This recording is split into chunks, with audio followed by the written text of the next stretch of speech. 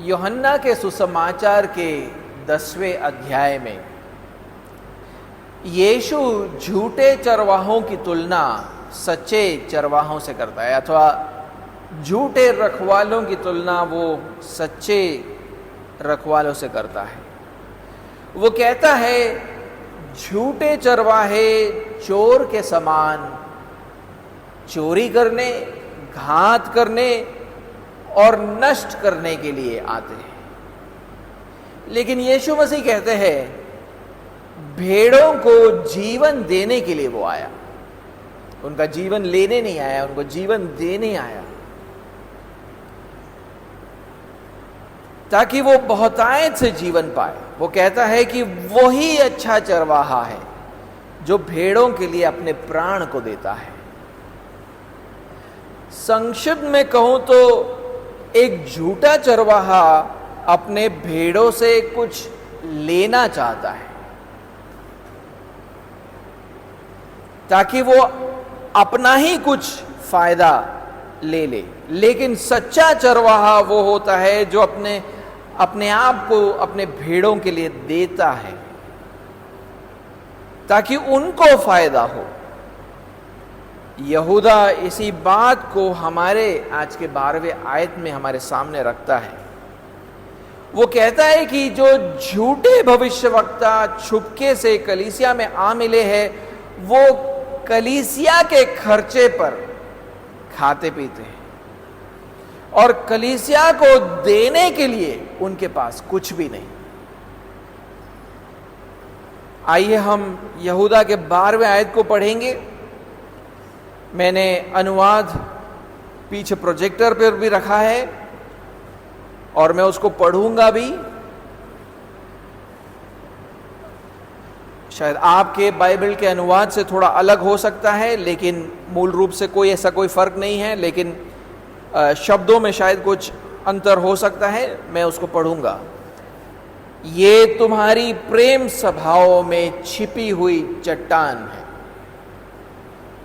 जो बेधड़क तुम्हारे साथ खाते पीते हैं, अपना ही पेट भरने वाले रखवाले हैं। वे निर्जल बादल है जिन्हें हवा उड़ा ले जाती है, पतझड़ के निष्फल पेड़ है जो 2 बार मर चुके हैं और जड़ से उखड़ गए। आज के प्रचार का जो पहला बिंदु है वो है भोज करने वाले भविष्यवक्ता।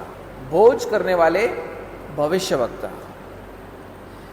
इस आयत में यहूदा उन झूठे भविष्यवक्ताओं का वर्णन जारी रखता है जो छुपके से कलीसिया में आ मिले थे। और पहली बात जो वो यहां पर उनके बारे में करता है वो ये है कि ये तुम्हारी प्रेम सभाओं में छिपी हुई चट्टान है। उन दिनों में मसीही लोग जो संगति के लिए भोज करते थे उसको यहां पर प्रेम सभा करके कहा गया है। जो संगति का भोज होता था उसके लिए प्रेम सभा कहा गया है। और उस भोज के दौरान वो प्रभु भोज को भी मनाते थे। तो आजकल हम जैसे सिर्फ प्रभु भोज मनाते, वैसे नहीं मनाते थे। उन दिनों में वो लोग भोज खाते थे और उसी भोज का एक भाग होता था प्रभु भोज। लेकिन जल्द ही ये भोज कुछ लोगों के लिए अपना स्वार्थ अथवा अव्यवस्था अथवा व्यभिचार को दर्शाने का एक मौका बन गया। इससे पहले कि हम चर्चा करें कि यहूदा के संदर्भ में ये कैसे हो रहा था, आए हम पढ़े कि ये कुरिन्थ की कलीसिया में और उसके संदर्भ में कैसे हो रहा था। पहले कुरिन्थियों का 11वां अध्याय, पहले कुरिन्थियों का 11वां अध्याय और उसका 20 से लेकर 22 तक मैं पढ़ूंगा। अतः तुम जो एक जगह में इकट्ठे होते हो तो ये प्रभु भोज खाने के लिए नहीं, क्योंकि खाने के समय एक दूसरे से पहले अपना भोज खा लेता है। इस प्रकार कोई तो भूखा रहता है और कोई मतवाला हो जाता है। क्या खाने पीने के लिए तुम्हारे घर नहीं? या परमेश्वर की कलीसिया को तुच्छ जानते हो और जिनके पास नहीं है उन्हें लज्जित करते हो? मैं तुमसे क्या कहूं? क्या इस बात में तुम्हारी प्रशंसा करूं? नहीं, मैं प्रशंसा नहीं करता। अब ऐसे मालूम पड़ता है कि कुरिन्थ में ऐसे संगति के भोज के दौरान जब मसीही लोग प्रभु भोज को मनाने के लिए इकट्ठे होते थे, सभा में जो धनवान और सामर्थी लोग थे वो गरीबों और कमजोरों के बारे में नहीं सोचते थे। धनवान और सामर्थी खाते पीते और मतवाले हो जाते थे और बाकी लोग जो है उनको खाना पीना नहीं प्राप्त होता था, वो भूखे रह जाते थे। इस तरह जो प्रभु बोझ है या संगति का जो बोझ है वो स्वार्थ और फूट का कारण बन गया। लेकिन संगति के बोझ को और प्रभु बोझ को इस तरह नहीं आयोजित करना चाहिए था। इससे मिलता जुलता लेकिन थोड़ा अलग कुछ हो रहा था यहूदा के संदर्भ में। वहां पर झूठे भविष्यवक्ता संगति के बोझ को व्यभिचार के लिए इस्तेमाल कर रहे थे। हमें कैसे पता? क्योंकि प्रेरित पतरस जो अपने दूसरे पत्र में लगभग ऐसे ही संदर्भ में लिख रहा था, वो उस पत्र में उन बातों के बारे में और स्पष्टता से लिखता है। यहूदा के पत्र में बिल्कुल स्पष्ट रीति से तो हमें पता नहीं चलता, लेकिन पतरस के दूसरे पत्र से हम पता लगा सकते हैं, जो ऐसे ही एक संदर्भ में लिख रहा था कि ऐसा ही कुछ हो रहा था वहां पर। मैं चाहता हूं कि आप दूसरे पतरस और उसके दूसरे अध्याय और उसके 13वें और 14वें आयत को पढ़ें। दूसरा पतरस दूसरा अध्याय 13 और 14।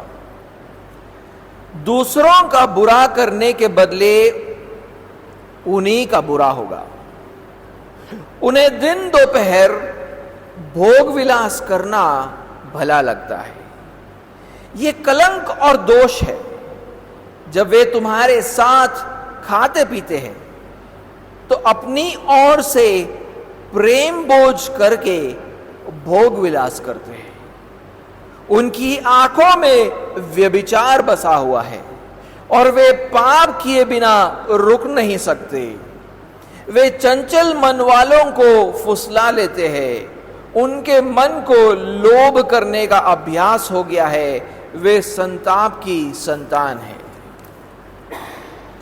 13वें आयत में पतरस उन झूठे भविष्यवक्ताओं के बारे में कहता है कि वो हम आपके संगति पर कलंक और दोष है, कि उनको उस समय पर भोग विलास करना अच्छा लगता है। देखिए पतरस उसके बाद क्या कहता है। पतरस कहता है वो ये सब प्रेम भोज के दौरान करते हैं। इसका मतलब है कि जब वो कलीसिया के साथ प्रेम भोज करते थे तब वो भोग विलास में भी भाग लेते थे। और किस प्रकार का भोग विलास में भागी होते थे? 14वां आयत वो स्पष्ट करके लिखता है, उनकी आंखों में व्यभिचार बसा हुआ है और वे पाप किए बिना रुक नहीं सकते हैं। वो किसी न किसी प्रकार के व्यभिचार में भागी हो रहे थे। और यहूदा कहता है बाकी की कलीसिया बिना रोक टोक के इसको चलने दे रहा था। यहूदा कह रहा था कि इन झूठे भविष्यवक्ताओं को कोई रोक नहीं रहा था। झूठे भविष्यवक्ताओं को कलीसिया के चेतावनी से डरने की जरूरत ही नहीं थी। शायद इसलिए क्योंकि ये झूठे भविष्यवक्ता कलीसिया के अगुवे भी थे और बाकी की कलीसिया उनके व्यवहार पर सवाल खड़ा करने का हिम्मत नहीं कर पा रही थी। और क्योंकि कलीसिया डरी हुई थी, उन पर सवाल उठा नहीं रहा था, झूठे भविष्यवक्ता अपने पापमय जीवन शैली को जारी रख रहे थे संगति के दौरान भी। वो अपने सारे पापमय इच्छाओं को पूरा कर पा रहे थे। उसीलिए यहूदा कलीसिया से हमारे आयत में कहता है, वो बेधड़क तुम्हारे साथ खाते पीते हैं। यहूदा यहां पर मूल रूप से शारीरिक खाने पीने की बात नहीं कर रहा है, बल्कि वो ये कह रहा है कि झूठे भविष्यवक्ता बेधड़क व्यभिचार करने में लगे हुए हैं।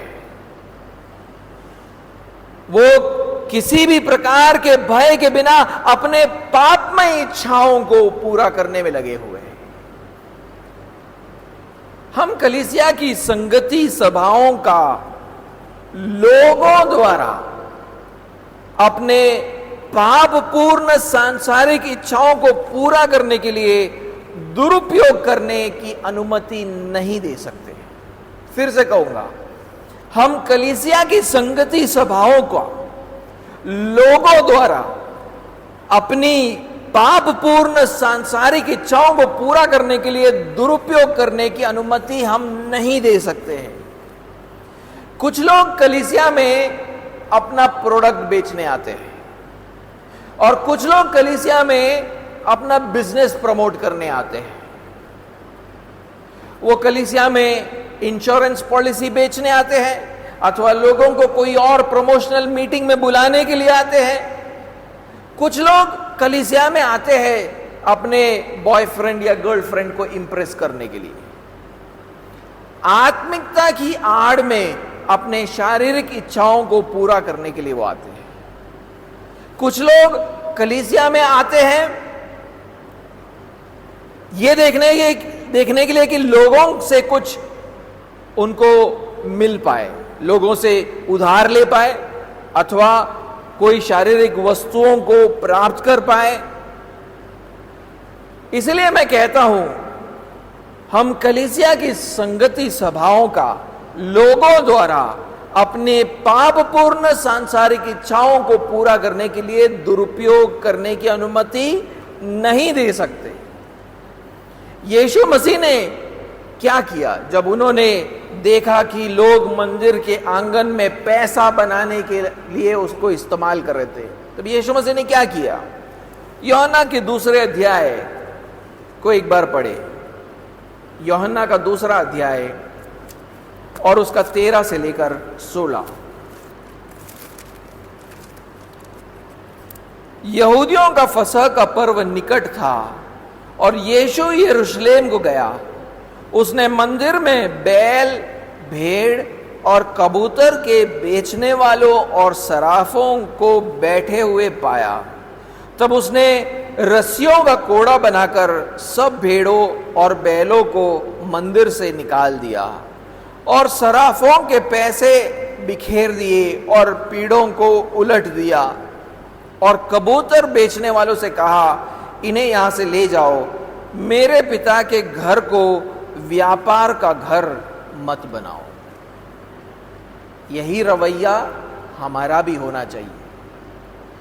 परमेश्वर के लोगों की जो संगति है उसका दुरुपयोग नहीं हो सकता है। यहूदा हमारे आयत में यह भी कहता है कि झूठे भविष्यवक्ता मसीह संगति को अपने ही पापमय इच्छाओं के लिए इस्तेमाल करके वो उन रखवालों अथवा चरवाहों की तरह बन चुके हैं जो अपना ही पेट भरते हैं।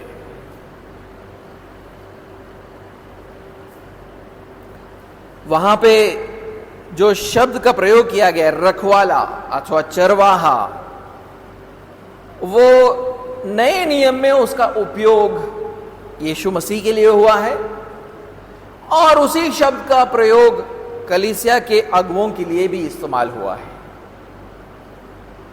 झूठे भविष्यवक्ता कलीसिया के अगुवे थे, इसलिए यहूदा उनके लिए रखवाला अथवा चरवाहा शब्द का यहां पर प्रयोग करता है। लेकिन यह समझने के लिए कि यहूदा झूठे भविष्यवक्ताओं के बारे में यूं क्यों कह रहा है, कि वो अपना ही पेट भरने वाले रखवाले हैं, हमें नए नियम के कुछ आयतों को पढ़ना जरूरी होगा जहां पर रखवाला शब्द का प्रयोग किया गया है। मैं चाहता हूं कि आप मेरे साथ यूहन्ना के 21वें अध्याय और उसके 16वें आयत को एक बार पढ़ें। यूहन्ना 21 और उसका 16।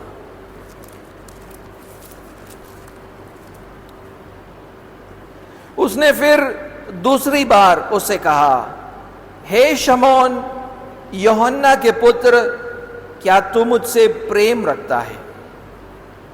उसने उससे कहा, हां प्रभु, तू जानता है कि मैं तुझसे प्रीति रखता हूं। उसने उससे कहा, मेरी भेड़ों की रखवाली कर। इस आयत में यीशु मसीह पतरस से पूछता है, क्या वो उससे प्रेम रखता है? पतरस उन्हें पहले तो प्रभु करके पुकारता है और फिर कहता है कि वो उससे प्रीति रखता है।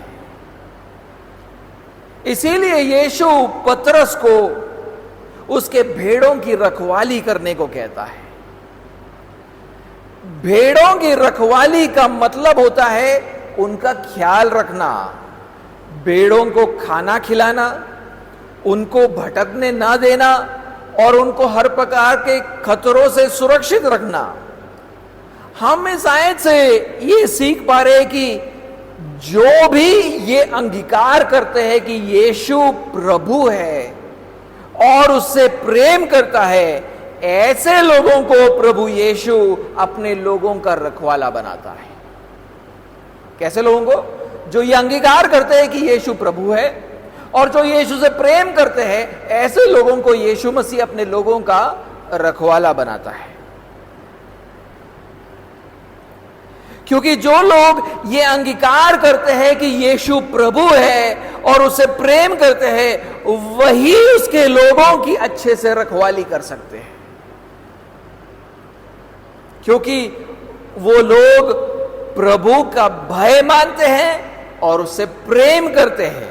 वो उनके लोगों को प्रभु का वचन सुनाते हैं और ये सुनिश्चित करते हैं कि वो प्रभु यीशु मसीह से भटके नहीं और उनको हर प्रकार के आत्मिक खतरों से सुरक्षित रखते हैं।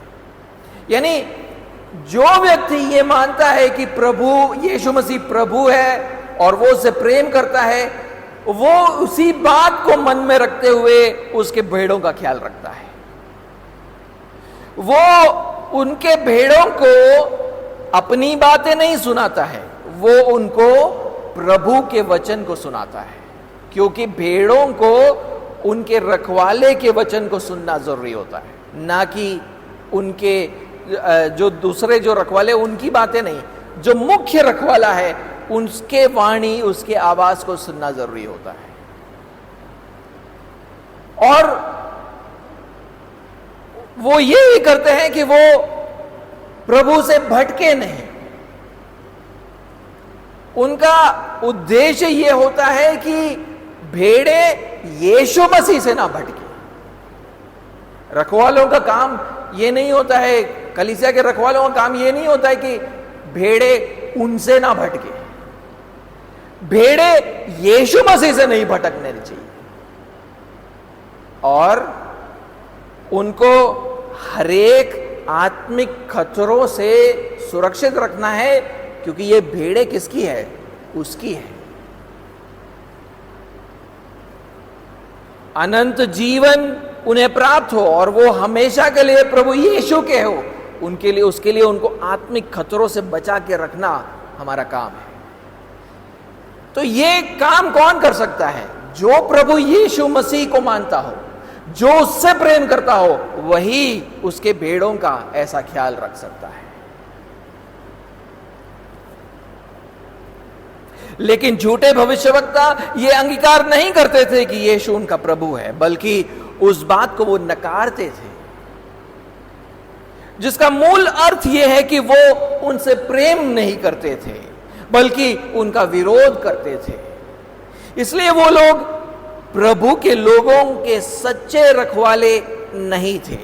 इसलिए वो उनको प्रभु के वचन को नहीं सुनाते थे। अपने मन में आने वाले स्वप्न में जो बातें आती है या उनके मन की बातें वो सुना देते थे, प्रभु के वचन को नहीं सुनाते थे।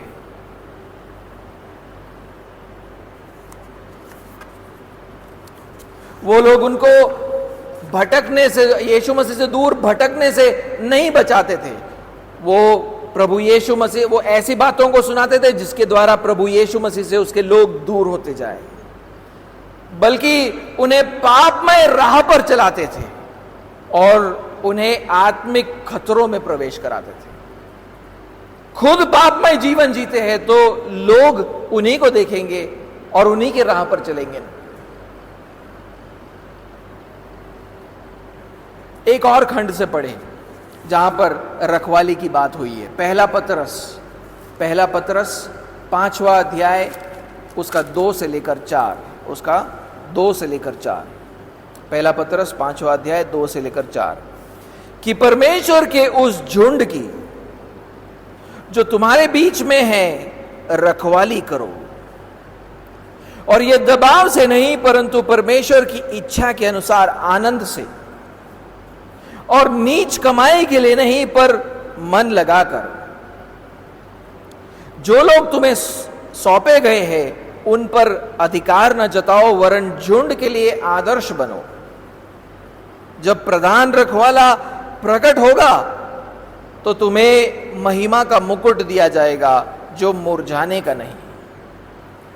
यहां पर प्रेरित पतरस कलीसिया के प्राचीनों अथवा पासबानों से बात कर रहा है कि उन्हें कैसे परमेश्वर के झुंड की रखवाली करनी चाहिए, और बहुत सी बातें वहां पर कहता है। उनमें से एक मुख्य बात जो वहां पर उनसे कहता है वो है यह है कि उनको झुंड की रखवाली नीच कमाई के लिए नहीं करना चाहिए।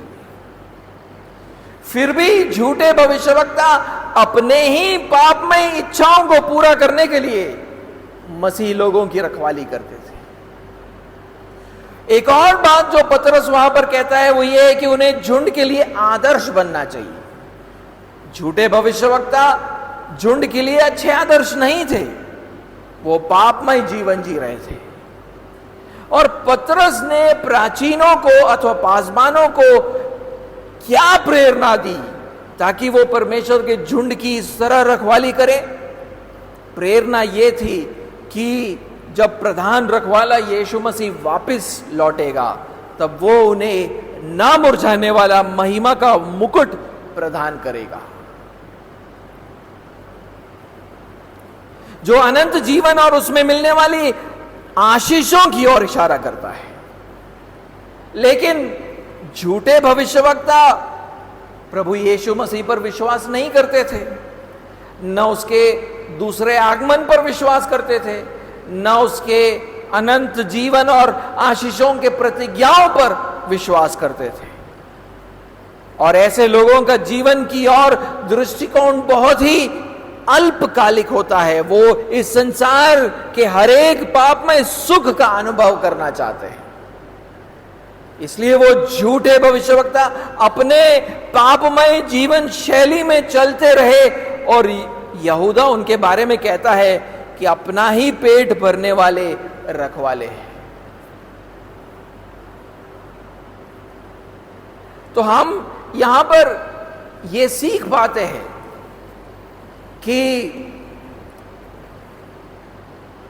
परमेश्वर के लोगों की रखवाली कभी भी पैसा कमाने के लिए नहीं करना चाहिए। कभी भी पासबान या कलीसिया का अगुवा इसलिए नहीं बनना चाहिए कि उससे आपको कोई फायदा हो।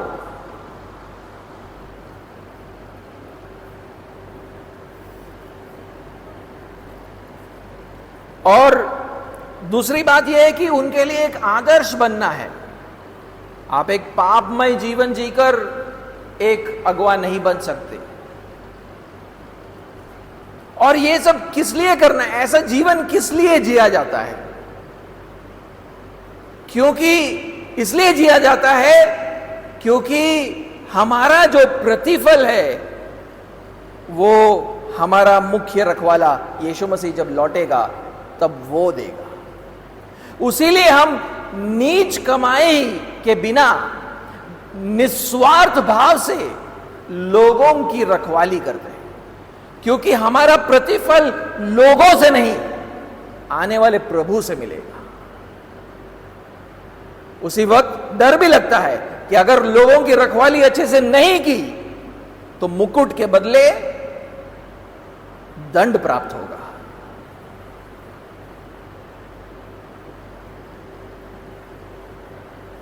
जब कलीसिया में ये झूठे भविष्यवक्ता जैसे रखवाले हो जो प्रभु यीशु को मानते ही नहीं, तो उनको तो कोई डर ही नहीं है, तो वो रखवाली कैसे करेंगे?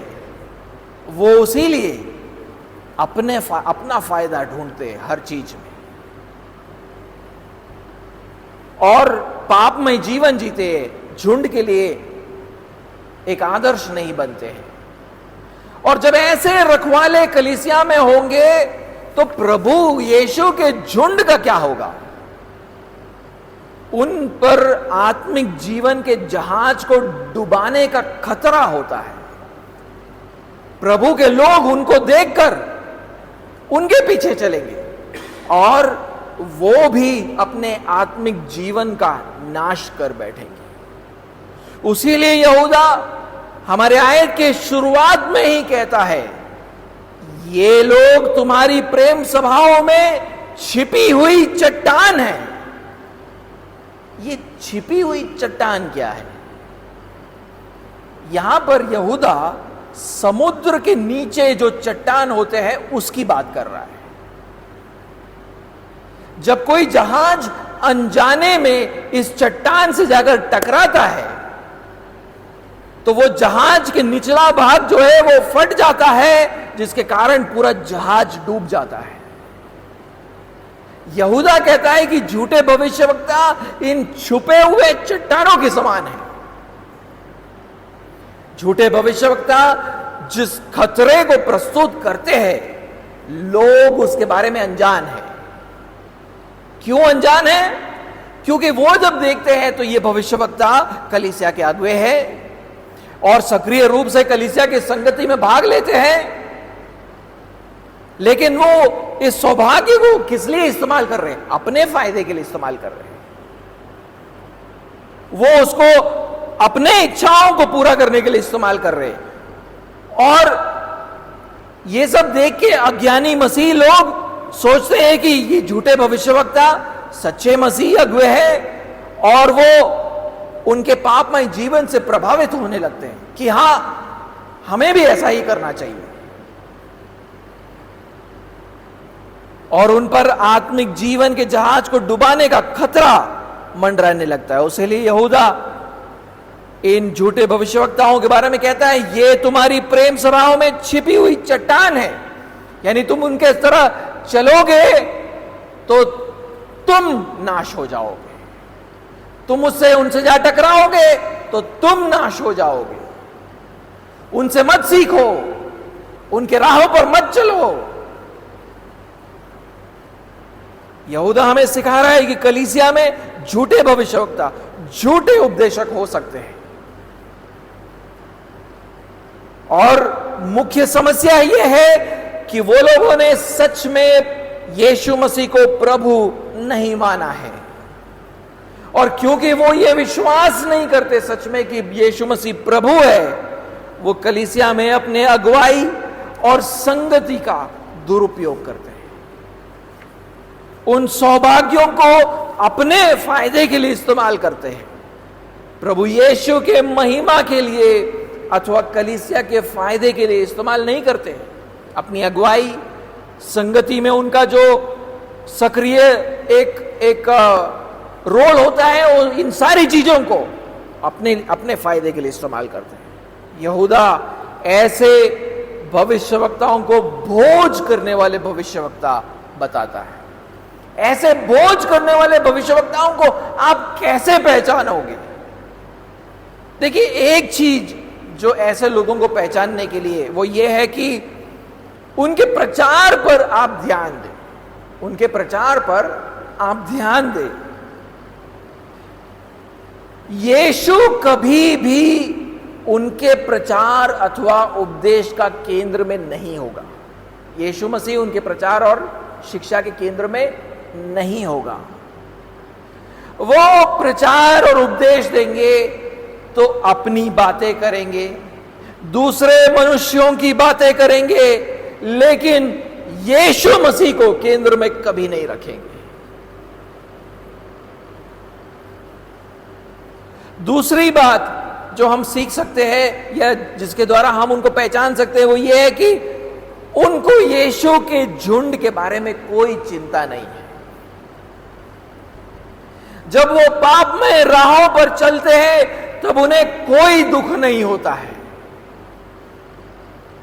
वो उनको उनके पाप के बारे में नहीं बताते हैं, उनको समझाने के लिए समय नहीं देते हैं, उनको इस बात का भी कोई दुख नहीं होता है कि उनकी आत्मिक उन्नति नहीं हो रही है। उनको शिष्यता में बढ़ाने के लिए समय नहीं देते हैं, बल्कि अपने फायदे के लिए अलग अलग तरीके से उनका शोषण करते रहते हैं। उनके पाप का विरोध करने के बदले उनको खुश करने का प्रयास करते हैं और उनसे कोई फायदा निकालने का प्रयास करते हैं, पैसे अथवा कोई अन्य सांसारिक फायदे। इसलिए आप अक्सर देखोगे कि बहुत सारे पासबान अपने कलीसियाओं में आने वाले धनवान लोगों को उनके पापों के बारे में कभी नहीं कहते। क्यों नहीं कहते हो भाई? उसका आत्मिक जीवन खतरे में है, वो नाश की ओर बढ़ रहा है। तुम क्यों उसके पाप को नहीं बताते हो? क्योंकि वो मेरे कलीसिया में पैसे डालता है, अगर बुरा मान जाएगा तो चला जाएगा, उसलिए चुप रहते हैं।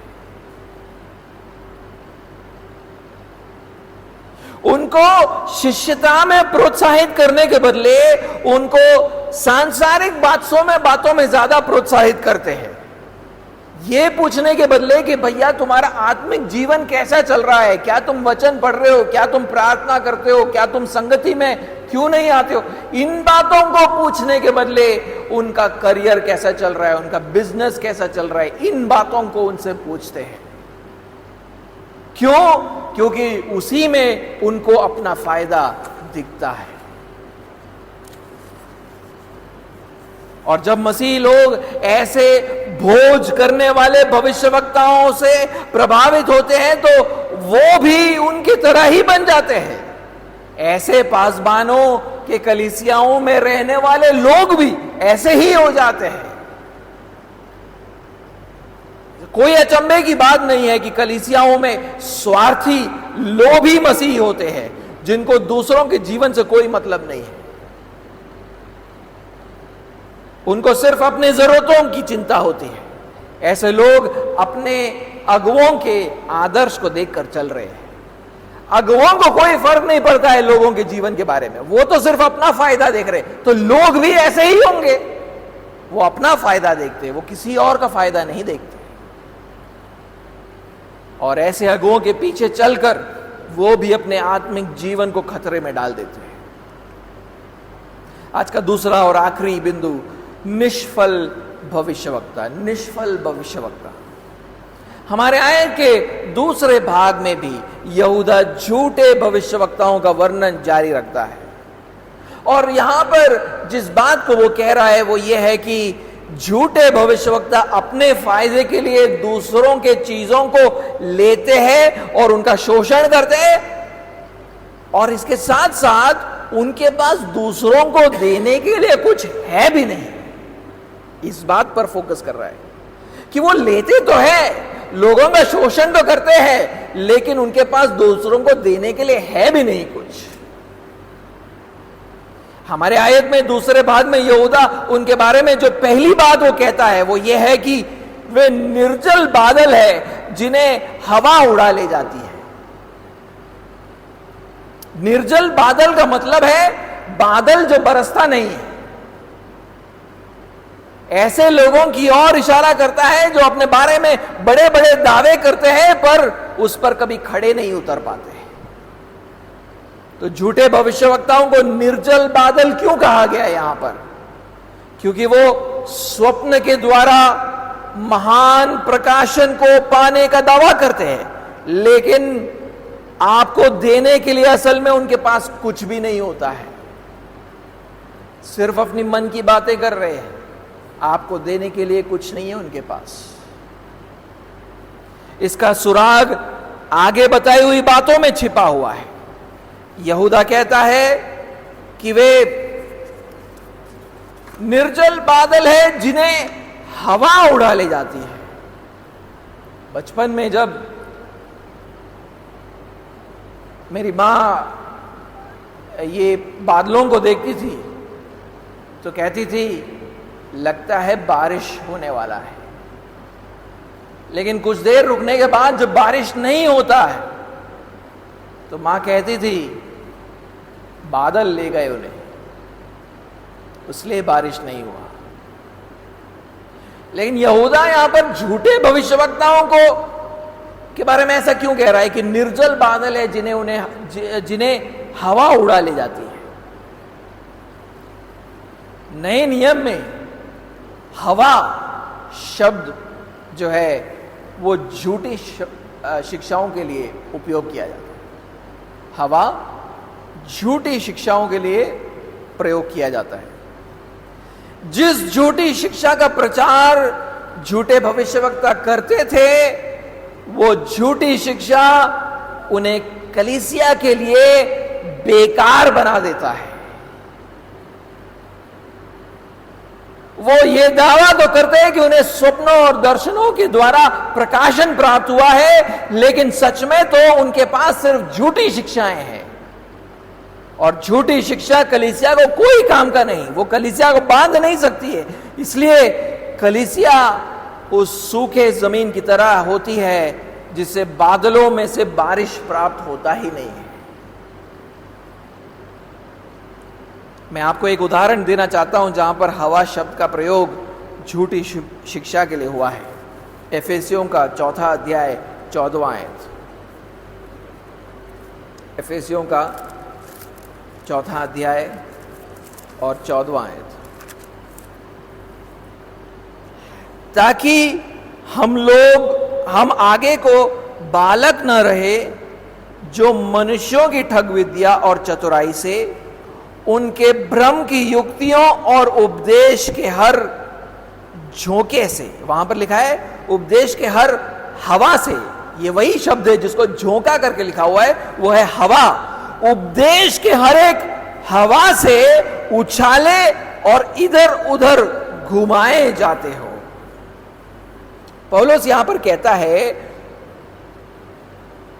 यहां पर उपदेश के हर एक झोंके अथवा हवा के बारे में बात कर रहा है। और हम जानते हैं कि वो यहां पर झूठी शिक्षा के बारे में बात कर रहा है, क्योंकि वो झूठे उपदेशकों के ठग विद्या से और शैतान के भ्रमित करने वाले युक्तियों के द्वारा आता है। ये हमने सीखा था जब एफेसियों के पत्र पे से प्रचार में कर रहा था, तो इन बातों को मैंने कहा था। पौलुस कहता है ऐसी झूठी शिक्षा हमें बालक समान मसीह से परिपक्व मसीह नहीं बना सकता है। और यहूदा कहता है कि वो झूठे उपदेशक जिनके द्वारा ये झूठे उपदेश आते हैं, वो निर्जल बादल है जिनसे कलीसिया का कोई फायदा नहीं हो सकता है। उनकी सेवकाई से कलीसिया को बांधा नहीं जा सकता है, सिर्फ सत्य से कलीसिया को बांधा जा सकता है। उसलिए देखिए 15वें और 16वें आयत में आगे क्या लिखता है, वरन प्रेम में सत्य बोलते हुए सब बातों में उसमें जो सिर है अर्थात मसीह में बढ़ते जाओ, जिससे सारी देह हर एक जोड़ की सहायता से एक साथ मिलकर और एक साथ गठकर उस प्रभाव के अनुसार जो हर एक अंग के ठीक ठीक कार्य करने के द्वारा उसमें होता है, अपने आप को बढ़ाती है कि वह प्रेम में उन्नति करते जाए। कलीसिया की उन्नति कैसे होती है? सत्य के द्वारा।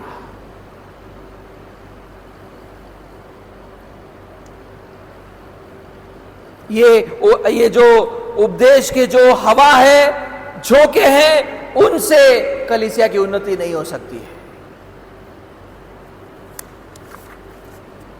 एक और आयत पढ़ेंगे, इब्रानियों का 13वां अध्याय और 9वां आयत। इब्रानियों का 13वां अध्याय और 9वां आयत।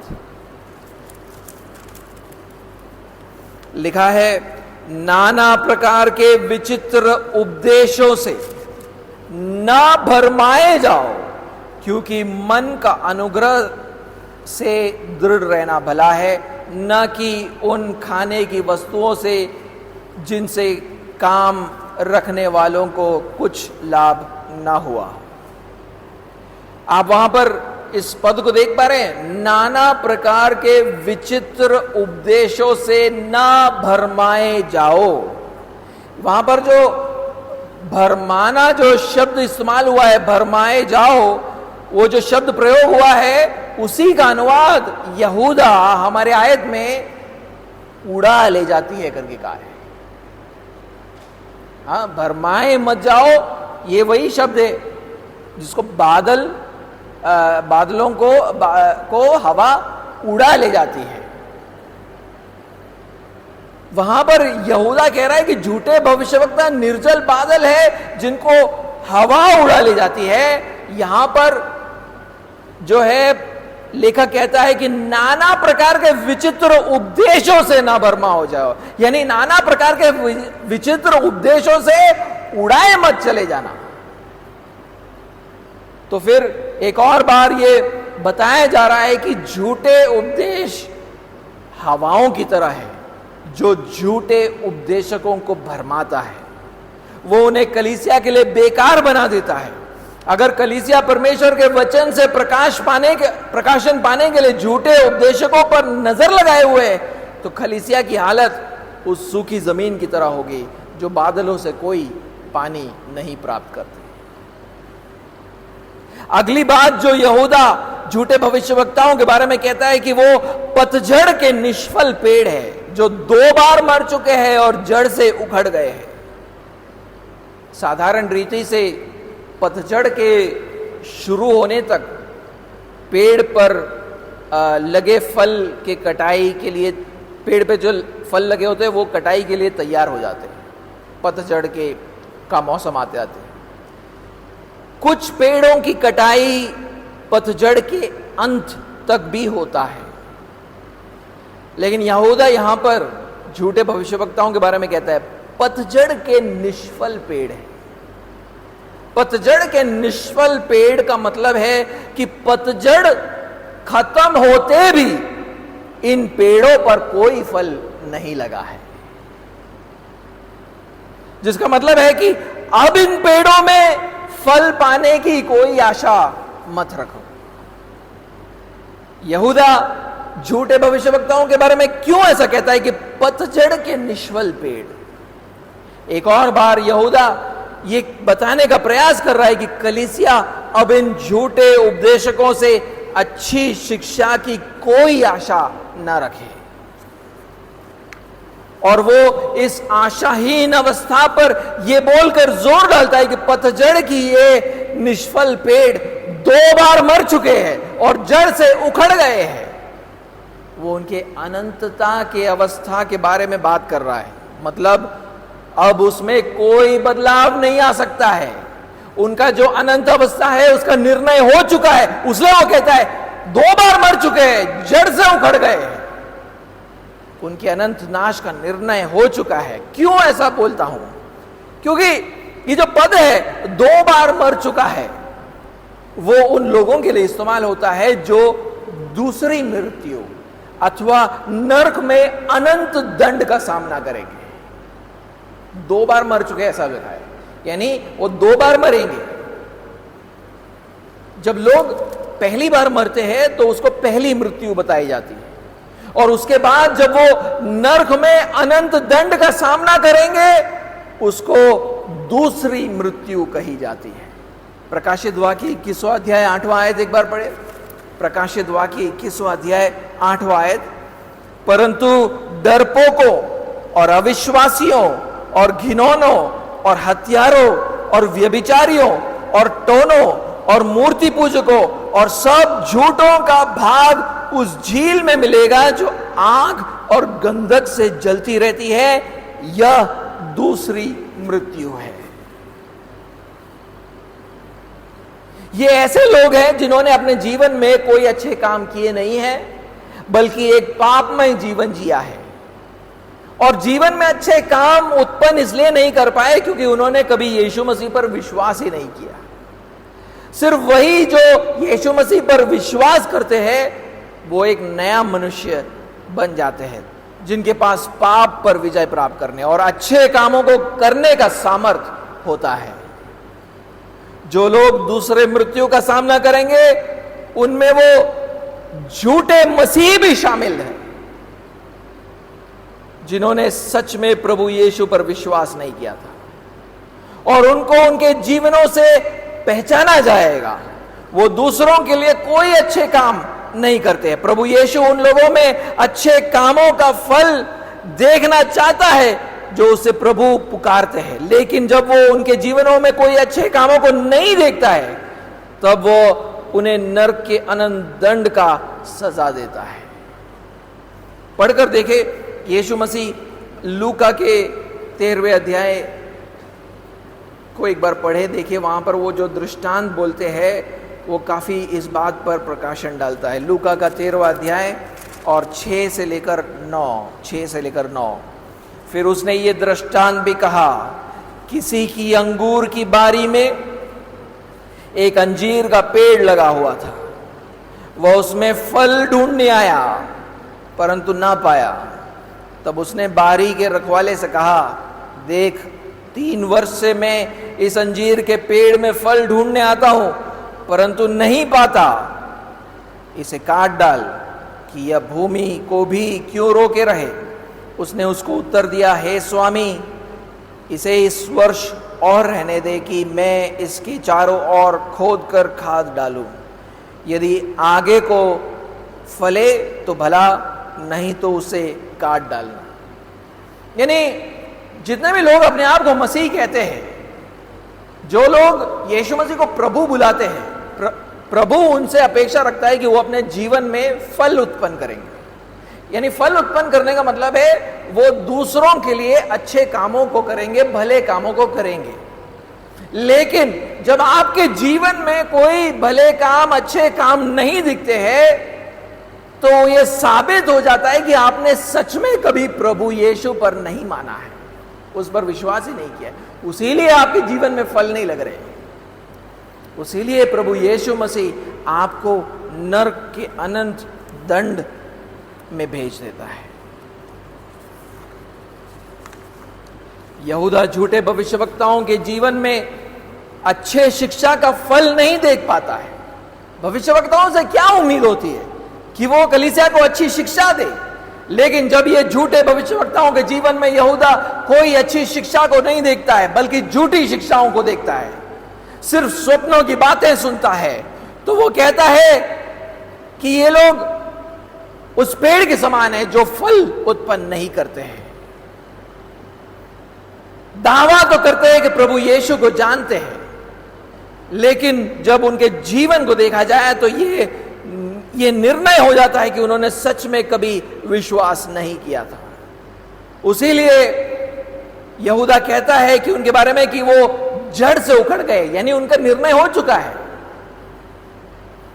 यानी अगर कोई व्यक्ति प्रभु यीशु मसीह के बारे में सब कुछ जान ले और जानने के बाद उसको नकार दे और को अपने जीवन में कोई फल नहीं लाता है, उसके लिए कोई आशा नहीं है। उसके लिए तो निर्णय हो चुका है। जिस व्यक्ति ने प्रभु यीशु मसीह को जाना फिर उसे ठुकरा दिया, उसका निर्णय हो चुका है। वो 2 बार मर चुका है, उसको धरती से उजाड़ दिया गया है। जो यीशु मसीह को समझकर नकारते हैं उनके लिए अब कोई आशा बच नहीं गई है। 2 दिन पहले मैं एक वीडियो देख रहा था।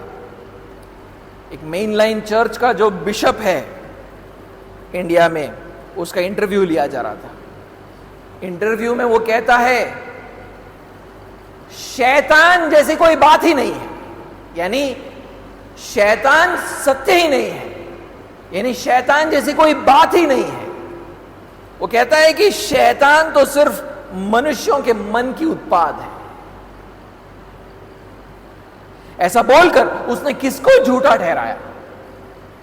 प्रभु यीशु मसीह को झूठा ठहराया, बाइबल को अविश्वसनीय घोषित किया। क्योंकि शैतान के बारे में किसी ने बात किया है तो वो यीशु मसीह ने किया है। शैतान के बारे में हमें ज्ञान दिया जाता है तो वो बाइबल से प्राप्त होता है। ऐसे लोग निष्फल भविष्यवक्ता है। ऐसे कैसे हो सकता है कि वो अपने आप को इतने सालों तक मसीह बताएं, इतने सालों तक बाइबल का अध्ययन करे, कलीसिया का अगुआ बने, इतने सालों तक प्रचार और शिक्षा दे, फिर भी वो ऐसे झूठे उपदेश को उत्पन्न करता हो जिसका कलीसिया को कोई फायदा नहीं।